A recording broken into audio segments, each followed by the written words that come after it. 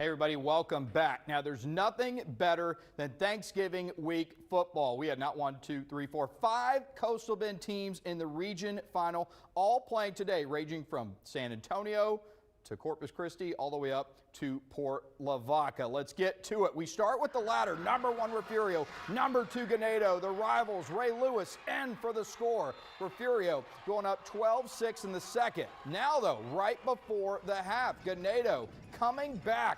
The bomb to Austin Pena. The Indians go up 13-12 at the break. The third now, Refugio coming back.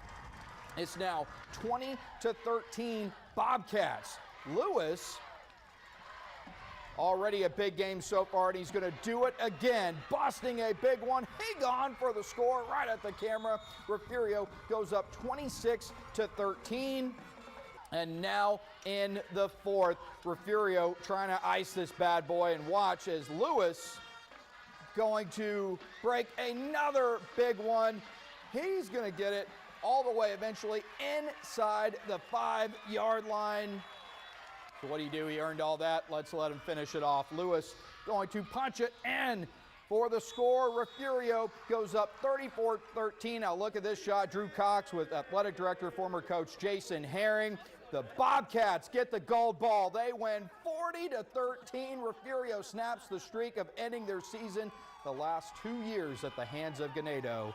They will face Mason next week for the region title. All right, how about in Class 5A, Division II this afternoon in San Antonio? Gregory-Portland taking on number 7 Boerne here early on. First half, Greyhounds trying to add to their lead, but that ball's put on the turf. GP's Braden Flores, number 7, going to recover. Brent Davis's team getting a stop.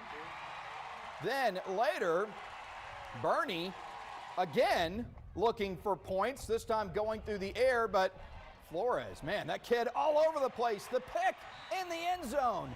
GP keeping the Greyhounds off the board again, but Boerne coming back here. Grant Sweeney going to roll out, connect with Eli Nicholas, and Nicholas gone off to the races. GP falls to Boerne 38-7, but a great season for Brent Davis's Wildcats. District champs this year, first time outright in 17 years, but that ride comes to a close in the region semifinal. All right, how about Calallen taking on Vernia, ranked number 7 tonight over in San Antonio. Here in the second, the Cats up the middle, in for the touchdown. They lead 10-3. Now in the second quarter, Cooper Knoll with the quarterback keeper right up the middle, not touched until he got knocked down into the end zone. That made it 10-10 at the half. Now the second half, here comes the rain, but that did not stop Vernia. Knoll calling his own number and gone for the score. 47 yards to the house. Vernia goes up 24-13 in the third, and Calallen falls in this one 31-13, but a great season for the Wildcats comes to an end in the region semis. How about back here at home over at Buck Stadium? Rockport-Fulton taking on district foe Cuero, a Cuero team they beat in the regular season earlier this year. Remember, came back down 20 points. Well, here, the Gobblers through the air. Walker Dietz with a great grab in the corner. Cuero goes up 7-0. Now later, the Gobblers trying to go up 2 scores. Watch this. Is he in? Is he not? So Cuero trying to get in. Rockport forcing a fumble right at the line. I mean, that is as close as you can get. Cam Alston recovers after some discussion. That's a touchback. Fumble. Rockport ball. Okay, hey, we'll take it, right? But later, Rockport-Fulton down 2 scores, but not for long. Jackson Keown in for the score. Extra point blocked, so it's 14-6. But then later, Cuero trying to add to its lead again and make it a 2-score game once again. Camilo Perez going to take it in.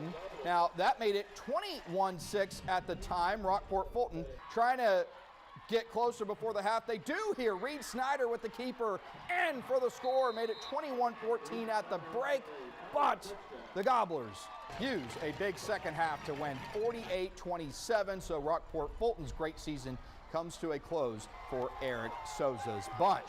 All right, how about over at Ferris Stadium? Sinton taking on rival Wimberley a round earlier, I might add, this year. Here, Wimberley's Cole Wright splitting the defenders gets in. The Texans go up 20-7. You think for Sinton, here we go again, right? Wrong. The slant from Quincy Best to Roland Galvan. Hagon for the score cuts the lead to 20-14.